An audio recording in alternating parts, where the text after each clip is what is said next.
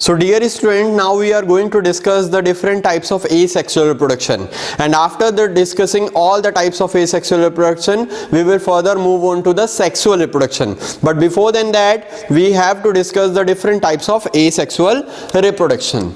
So types of asexual reproduction. So first very common type of asexual reproduction is fission. You must knowing about the term fission. Fission means simple splitting of cells. So fission can be categorized as binary fission and second multiple fission. So one by one we will discuss both the type of fission which comes directly under the types of asexual reproduction. So what happened in binary fission we will discuss, but first let me tell you the example of binary fission. The example of an individual which reproduce through the binary fission is amoeba. Amoeba reproduces through binary fission. Let me discuss the steps through the diagrammatic representation. Suppose this is the parent body of amoeba. When it undergo the fission or binary fission, it will produce two daughter amoebas. Further they grow and increase in their size, and they again undergo the same process.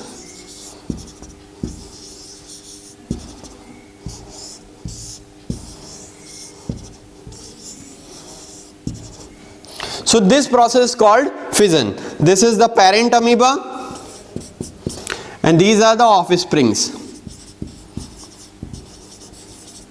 So what happened here? The simple cellular division occur here. So parent cell divided into two tiny cells or offspring, they further increase in their size, attain the maturity and further undergo the same process. That is why one more important thing that is why biologists say that the individual that undergo the binary fission are termed as immortal. Immortal means they never die. Why they never die? Because before the death of the parent body, already the daughter cells are produced. And after when they will further attain maturity, before their death, they will produce new cells. So that is why the individual that undergo the binary fission are termed as immortal individual, they never die. Okay, now let's discuss the multiple fission. So example of multiple fission is Plasmodium, which is a malaria causing parasite. Malarial parasite, Plasmodium. So what happened in multiple fission? Let me discuss through the diagram. Suppose this is a Plasmodium. Okay, so first multiple nuclear division occur. So due to the multiple nuclear, numerous nuclei will form, and after the multiple nuclear division, each nucleus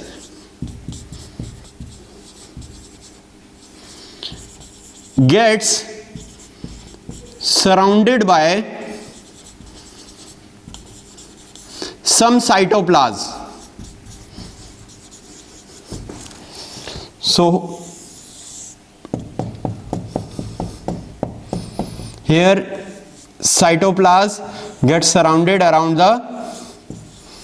each nucleus, and after this process what happens? This parent cell get rupturing,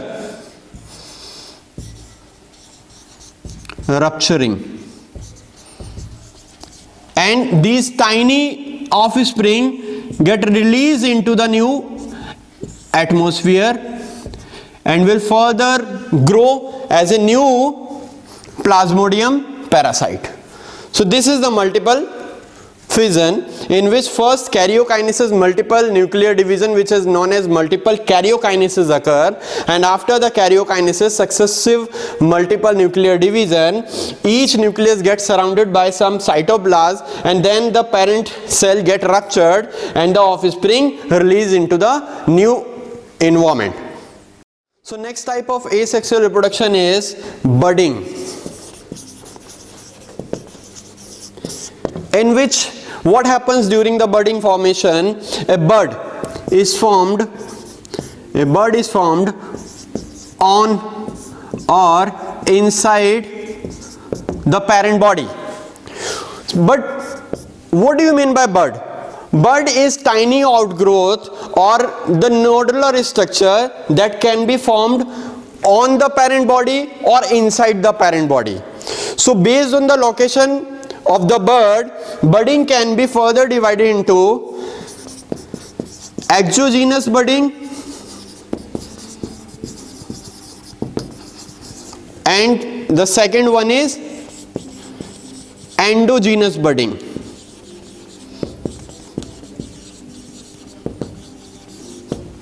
Exogenous budding or endogenous budding. What happens during the exogenous budding? Bud is formed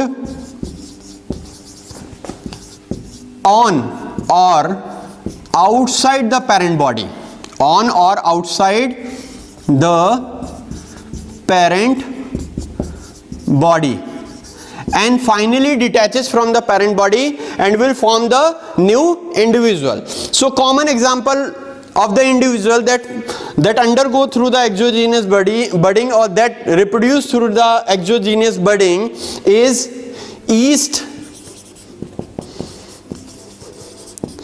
and next example is hydra. You know very well that yeast is a unicellular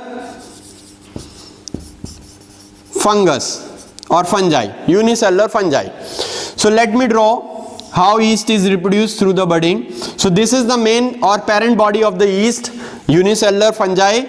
Here what happens, a tiny outgrowth forms which is known as bud, and after few time this bud enlarges, and finally what happens, this bud get detached from the parent body and will form the daughter individual or offspring. So clear? This is the parent body, parent yeast, this is the offspring yeast. Same happens in hydra. Hydra, you know that it is an aquatic organism. What happens, first a bud is formed on the parent body, then again this bud increases in its size and finally detached out from the parent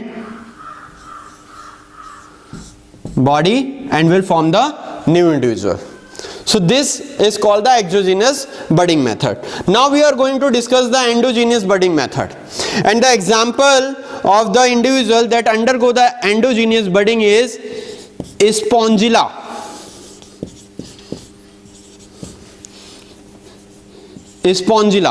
Spongilla is the only fresh water sponge.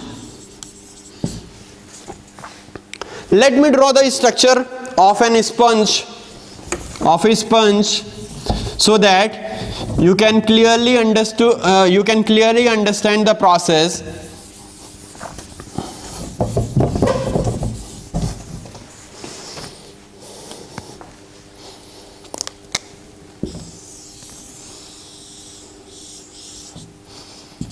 This is the common structure of a sponge. You know very well that all sponges have a body cavity which is known as spongocele and an opening which is known as osculum. So inside the inner layer of the spongocele, special structures get formed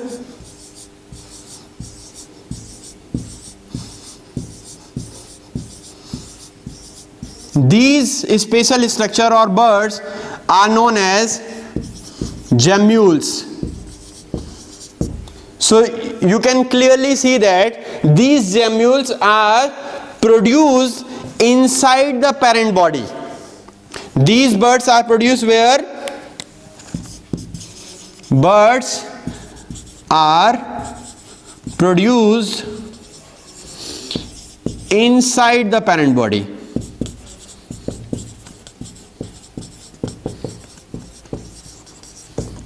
This is why this is called the endogenous budding. So spongilla reproduce asexually through the endogenous budding by forming the special structure which are known as gemmules.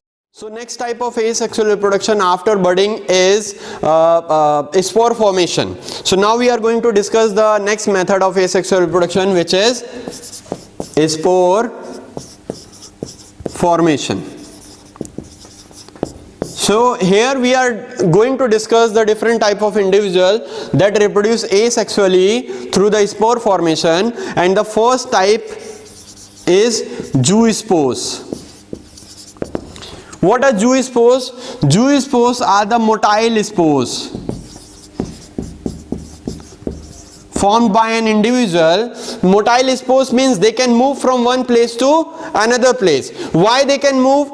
And first I would like to tell you the example of the organism or individual that reproduce through the zoospores, and the example is Chlamydomonas.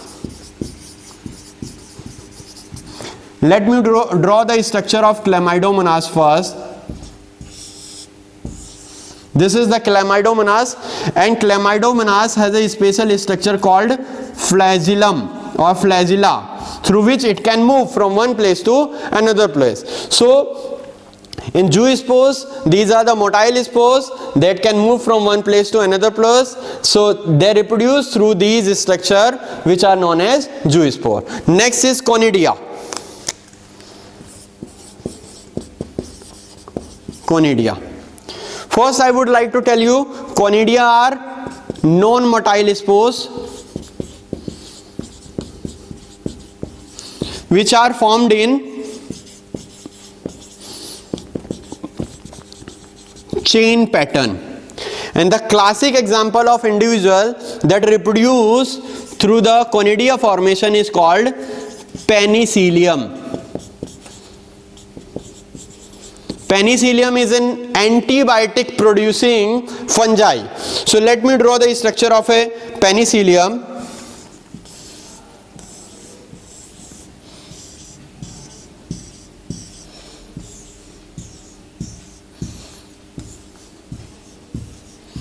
So these are conidia. When these spores get detached from the parent body, they will form new individual.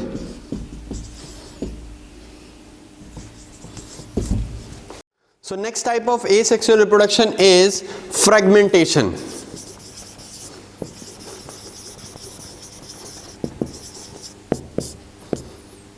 What happens during the fragmentation, in which the parent body get divided into many parts, and each part is capable to produce the new offspring. So this process is called the fragmentation, which is a very common type of asexual reproduction. Let me discuss the first type of fragmentation which occurs in plant, and the example is Spirogyra. Spirogyra is a filamentous algae. So how it can reproduce through the fragmentation method? It is a filamentous algae. This is the structure of Spirogyra. When the parent body get divided So each part can produce the new offspring, new spirogyrus. So this is a very simple type of asexual reproduction, which is known as fragmentation. Next we are going to discuss the fragmentation in animal, and the example is planaria.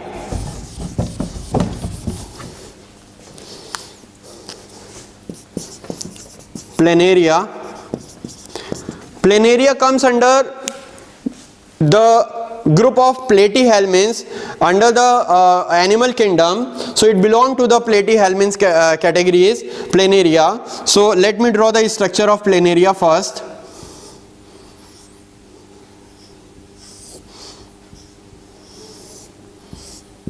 So what happens when the body of planaria get divided into different parts? Each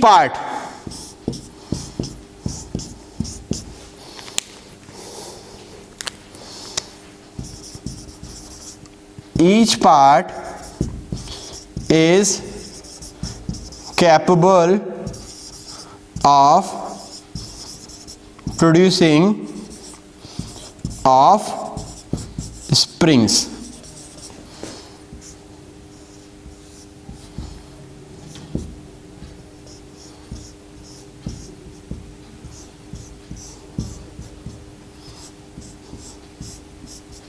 So these are offsprings. So now we are going to discuss the last type of asexual reproduction, and it is a very special type of asexual reproduction, and the name of this type is plasmotomy. Why it is special? Why I said it is a special type of asexual reproduction? Because in this type of asexual reproduction, cytokinesis occurs first, followed by karyokinesis. Means cell divide first, then after nucleus divides. Then after the nuclear division occur. Earlier what we have studied during the binary fission or multiple fission, first nucleus has to divide, and after the nuclear division cytokinesis occur. Means after the karyokinesis, cytokinesis proceed. But here cytokinesis occur followed by the karyokinesis. So it is that is why it is a special type of asexual reproduction. And the class where it can be seen in multi-nucleated protozoans. Multinucleated protozoans reproduce asexually by the process of plasmotomy. And the classic example of multinucleated protozoan is Opelina. It is a parasite which is found in the intestine of the frogs and toads. Opelina. It is a multinucleated protozoan. So here we are going to discuss the process of plasmotomy through a diagram. Suppose this is a single Opelina. Because it is multinucleated, so here we can see numerous nucleus. Suppose 50 nuclei are present here. So what happens? First cytokinesis occur here. So two smaller cells of Opelina will form 25 nuclei approximately. It is not necessary that an equal nuclei get divided into two cells. Suppose 25 nuclei divided here, 25 nuclei segregated in another cell. So here what happened first? Cytokinesis happened first. After cytokinesis, in each cell karyokinesis occur. Okay. So what happened after the karyokinesis? The size of the cell increases, because the size of the cell get automatically increases because Now 25 nucleus when divide, again they will become 50 nuclei.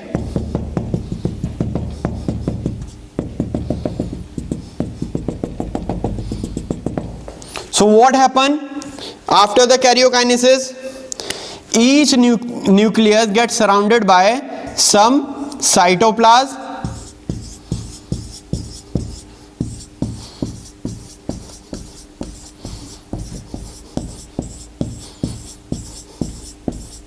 and after this step these cells get rupture and multiple numerous offsprings get released into the new environment.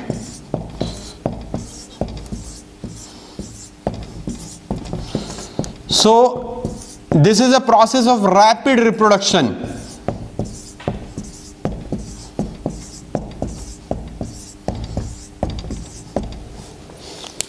Okay, so with this we have finished all the type of asexual reproduction. In our next class we will discuss the different type of asexual reproduction, which is vegetative propagation. Hope you like this video. Thank you so much.